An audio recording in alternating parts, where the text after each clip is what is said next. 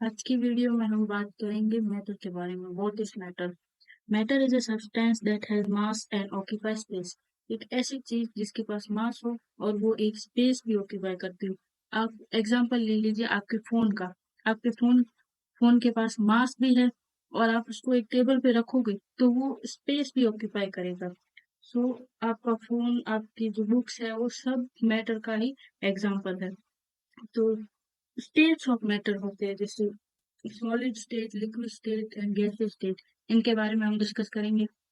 तो इनके बीच में क्या डिफरेंस है? जो सॉलिड्स होते हैं ना, उनका पहली बात तो एक शेप डिफाइंड होता है।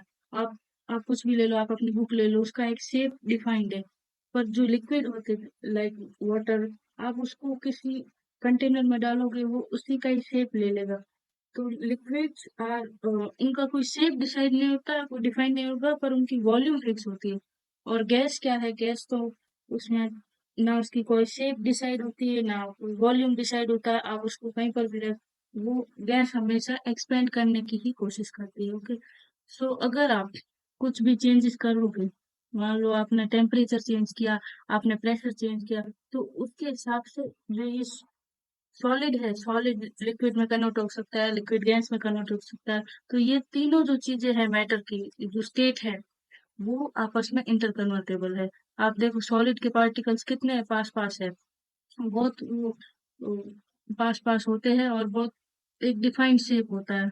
और लिक्विड के थोड़े दूर दूर होते हैं। मान लो सॉलिड के ऐसे है तो लिक्विड के ऐसे होंगे कुछ, और गैस के तो कोई यहाँ है तो कोई वहां है।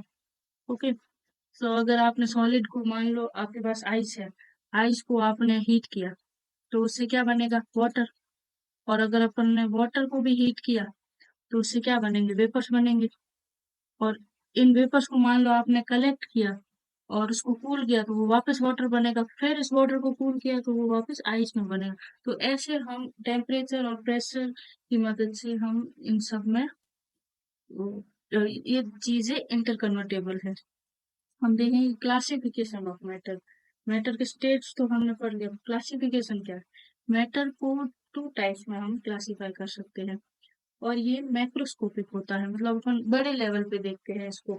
जैसे प्योर सब्सटेंसेस। प्योर सब्सटेंसेस के भी दो पार्ट्स होते हैं, एलिमेंट्स और कंपाउंड। पहले हम समझें प्योर सब्सटेंसेस होते क्या है। प्योर सब्सटेंस मतलब उसमें वो एक ही चीज है।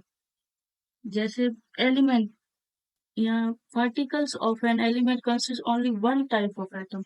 आप एलिमेंट्स में आप एग्जांपल ले लो हाइड्रोजन एटम का, ये एक एलिमेंट है।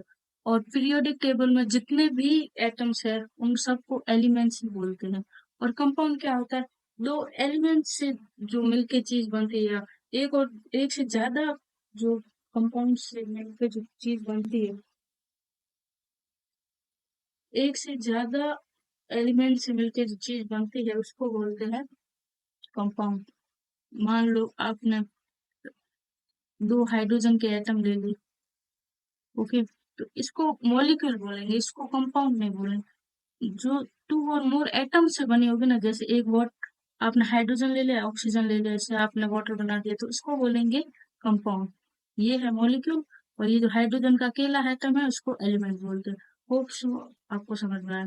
अब देखिए मिक्सचर्स क्या होते हैं। मिक्सचर्स भी दो टाइप्स के होते हैं, होमोजेनियस मिक्सचर्स और हेटेरोजेनियस मिक्सचर। मिक्सचर्स क्या होते हैं? दो चीजों को आप मिक्स करोगे। एक कंटेनर है, उसमें आपने पानी डाल दिया, अब उसमें आपने शुगर डाल दी और आपने उसको मिक्स कर दिया, तो वो मिक्सचर कहलाएगा। अब मिक्सचर और जो कंपाउंड होते हैं ना, उसमें एक बहुत बड़ा डिफरेंस होता है कि जो कंपाउंड्स होते हैं ना, मान लिया आपने हाइड्रोजन एक अलग प्रॉपर्टी शो करता था, ऑक्सीजन अलग प्रॉपर्टी शो करता था, आपने इन दोनों को मिला दिया, अब ये पानी बनेगा, ये एक अलग प्रॉपर्टी शो करेगा। बट मिक्सचर्स में क्या होता है? अगर आपने पानी लिया है, शुगर लिया है, तो ये पानी और शुगर की ही प्रॉपर्टी शो करेगा, और कोई प्रॉपर्टीज ये शो नहीं करेगा। तो ये बेसिक डिफरेंस है कंपाउंड और मिक्सर के बीच में। अब हम देखेंगे होमोजेनियस मिक्सर क्या होता है। जैसे आपने अभी एग्जांपल लिया, शुगर में, वाटर में आपने शुगर डाला, तो वो होमोजेनियस मिक्सर का एग्जांपल है। और हेटेरोजेनियस मतलब होमोजेनियस मिक्सर क्या हुआ कि मतलब जो पानी के अंदर जो पूरी कंप्लीटली जो चीज मिल जाए। अब पानी मतलब सॉल्वेंट, और शुगर क्या है? सॉल्यूट।